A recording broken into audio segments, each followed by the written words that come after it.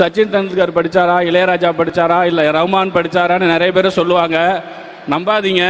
அப்படி ஜெயிச்சவங்க 100 பேர் தான். படித்ததுனால ஜெயிச்சவங்க தான் இங்கே அவ்வளோ பேர் இருக்கும். நீங்கள் அதை ஃபாலோ பண்ணுங்க. அதுல ஒருத்தர் இளையராஜா படிச்சாரா, சச்சின் டெண்டுல்கர் படிச்சாரா, ரஹ்மான் படிச்சாரான்னு கேக்குறாங்க. அவங்களெல்லாம் அவங்க பேச்ச அவங்க நம்பிராதீங்க. நான் என்ன சொல்றேன்னே நீங்க அதுல வாங்கல.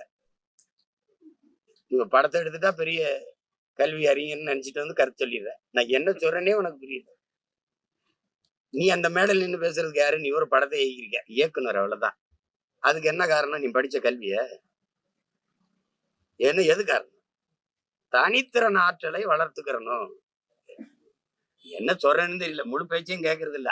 ஏதோ கேட்டு ஒரு காரணத்தை சொல்லி கைதட்டு வாங்கிடணும்.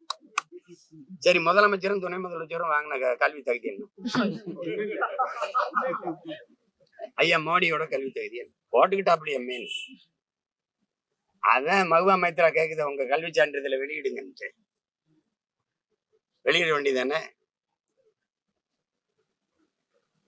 சொல்லுங்க.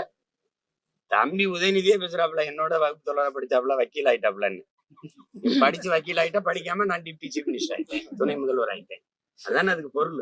அதானே அதானடா தங்கச்சி. கல்வியில் சிறந்த தமிழ்நாடு, புகழ் கம்பன் பிறந்த தமிழ்நாடு கொண்டாடுவோம். வேற ஒன்றும் சொல்றதுக்கு இல்ல.